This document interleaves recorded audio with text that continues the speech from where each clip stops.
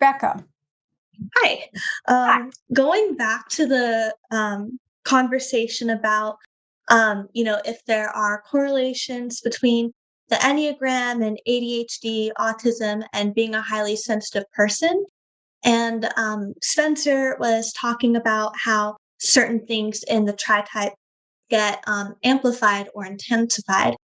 And so mine is kind of like a two-part question. So the first part is, well, what about situations where you have like one of these things, but you have like a counter tritype. So like, for example, let's say you have ADHD, but like your tritype is 136, which is very much opposite of ADHD. It's organized and structured and go ahead. Yeah.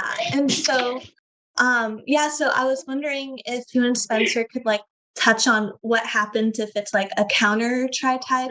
And then also just, it's actually not a counter tritype, but that tritype in this instance is counter to having ADHD. Pres 621 in particular has rigidity, but a 631 has rigidity in a different way. The 621 is trying to do and manage situations in a way that feels right. 126 is very militant when they need to be.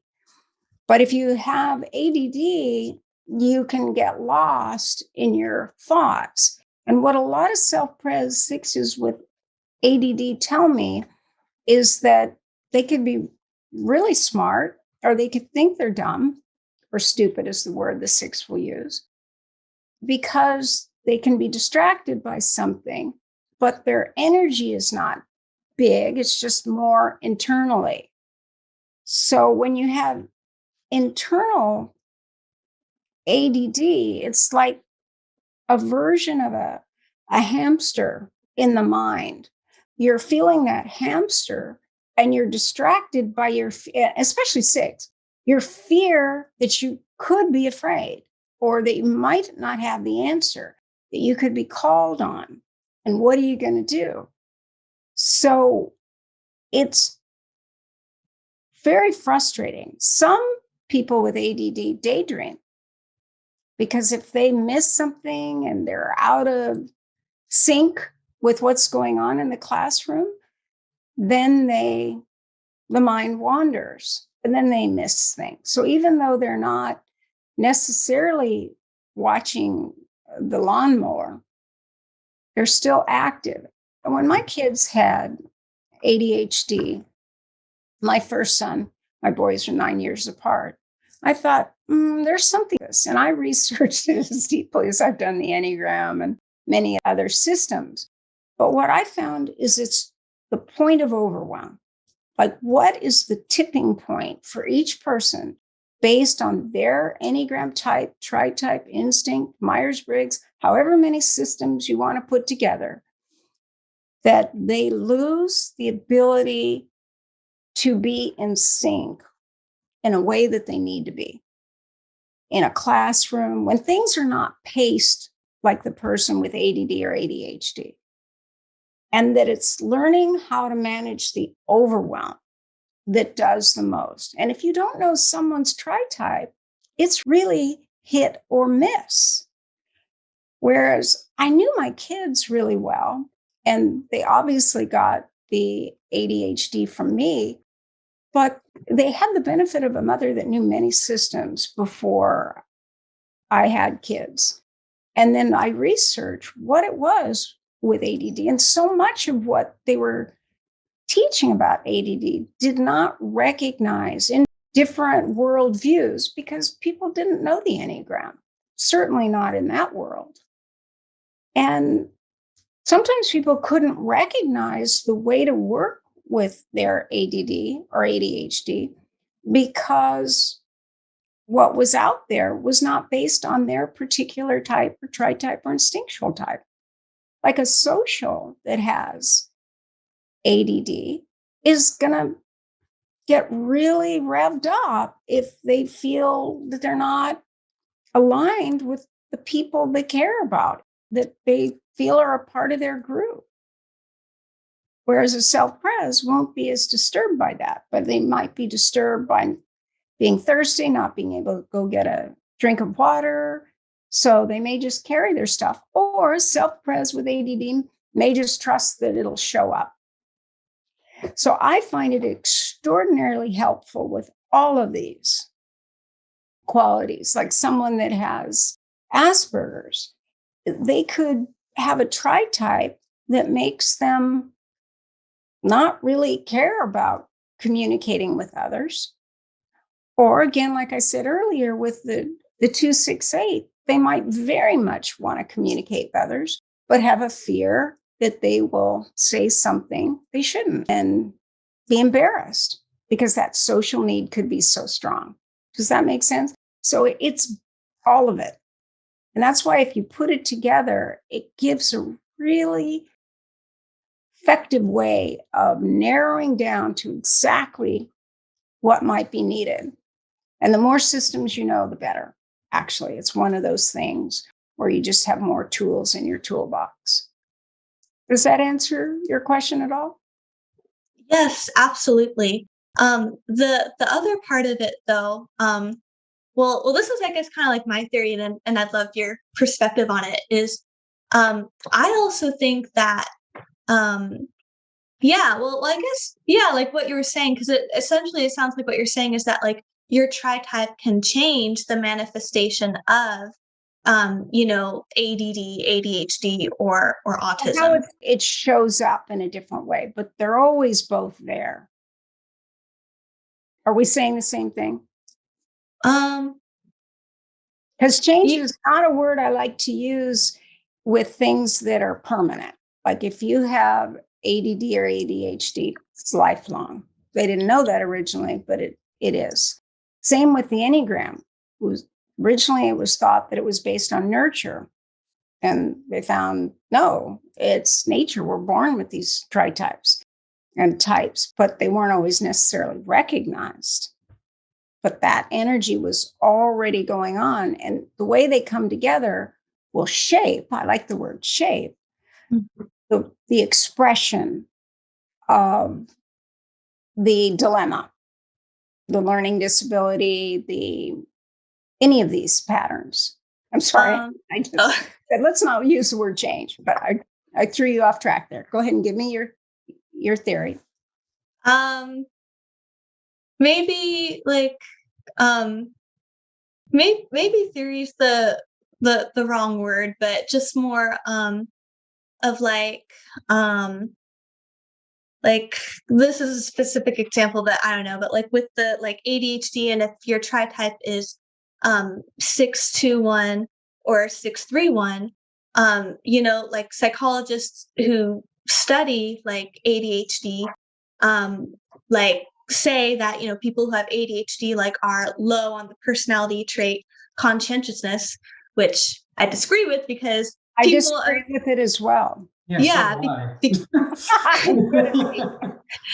yeah, because like there are 621s and 631s out there who have ADHD, and there's different facets of conscientiousness. So like I would think that the 621 and the 631 are probably high on the dutifulness and like orderliness aspects of conscientiousness, but perhaps they're low on and they're also maybe high on like the cautious facets of conscientiousness, but there may be but maybe they're lower on self-discipline, achievement striving, or self-efficacy. But because the one is in the tritype, and in the case of like 631, maybe they like, I don't know, like maybe they come up with accommodations, for themselves. Adaptations. That's just where I was going to respond to you. Absolutely. And the adaptations are very meaningful. And then sometimes people will say, well, how does IQ play into this? Well, you just kind of figure out ways you can manage the issue younger. That's all. Where it might take people with an average IQ a little longer to do that. But for example, I wasn't confirmed that I had ADHD till I brought my son in when he was 7. And when I saw the way he was being tested, and he was being tested for everything, I go, well, I have that problem. I have that problem, but I just do this. And that's what you do.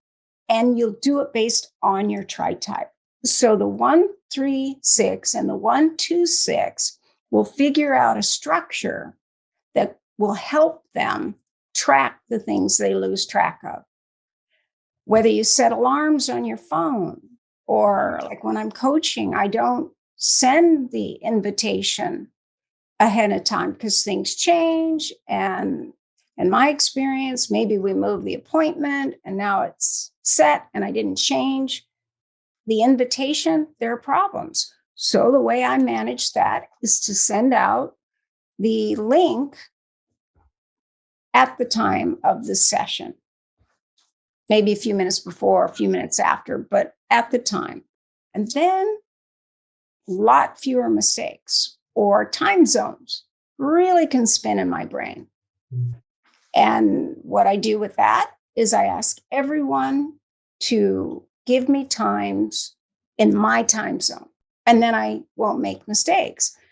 But a lot of people with ADHD have a type of dyslexia or dysgraphia or dyscalculia where you reverse numbers, or you reverse things or skip lines because of the way the brain is trying to see so much at once. What I found is that people with ADD and ADHD are the hunters, and those that don't are the farmers. They're methodical. You till the soil, you plant the seed, you water it, you do whatever you need to step by step. Where people with any form of ADD are the ones that are noticing the broken leaf. They're trackers. And if you have 6 as well, master trackers, where you're just noticing the slightest change. And if it's something that you enjoy, then it's a type of micro focus versus macro focus, and micro focus are different, like playing a video game. For example, people with ADD and ADHD can be really adept at it because they're always seeing changes naturally. So they'll pick up those patterns really fast. Someone else might understand the instructions better at the beginning, because people with ADD see through questions and then they question the question because they know a way in which it doesn't apply. So it's a giftedness, but it's just not the way our school systems run or the way organizations run, unless they're put into a position that matches their tritype, instinctual type, and their perceived disability. And by the way, it's only a disability from the standpoint of what's the most common way of doing things, if that makes sense. So anybody can have some of the traits of ADD or ADHD, or you can have many of them. And then you break those down. If you really study ADD and ADHD, a lot of people don't realize it could be demand lag for one person. It could be right, left for another, and on and on. And it's the cluster of those that are very individual. And then once you know what they are for you, you can make those changes even better, how you manage it. Would you say something different, Spence? Well, I guess the way that I would just kind of focus on it is I would really check in with, and in this case, we're talking about ADHD and 1-2-6 or 1-3-6.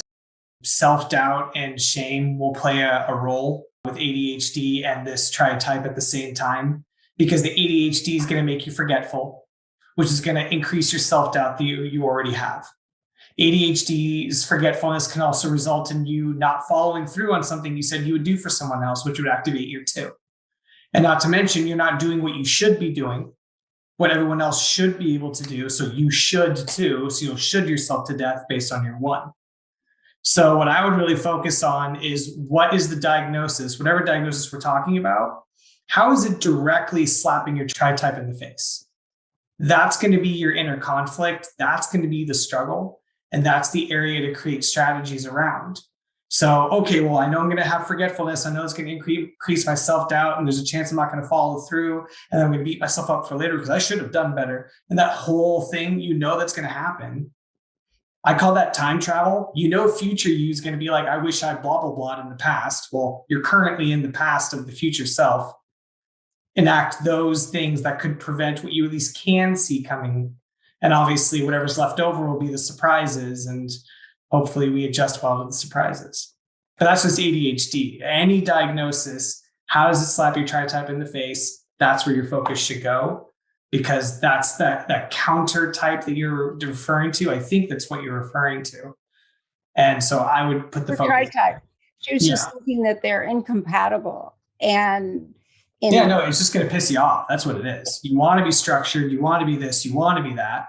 And your ADHD will get in the way of that. And it's like, that's what we're talking about. Yeah. And then whatever processes you engage in because of your upbringing, because of your Tritype, because of all that stuff that make it so it'll be harder for you to correct this is the path that you're going down that's only going to make it harder to redirect. Self-forgiveness is a really big element of ADHD. Did you mean to do that? No. Did it happen? Yes. So what can we do about it? Because all this is, this thing I tried didn't land the way I intended.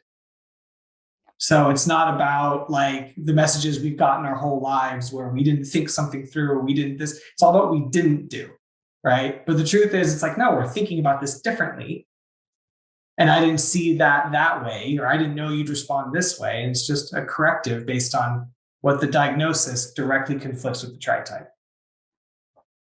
Yeah. And I would say that with, slap in the face is the way an 8 would say it. My apologies. For other types, it might be a dis-ease or an anxious feeling, but it is, from an 8's point of view, what kind of interferes with being strong. So if an 8 has ADHD, then they're afraid it shows a weakness. Yeah. They don't want to be weak. If a 6 has ADHD, they're afraid it's going to show their insecurity, and they don't want that. So whatever your fear is of your type and your Tritype, those 3 together, more importantly, and your instinct is how it's going to show up. Mm. That's a great question, Becca. Thank you very much.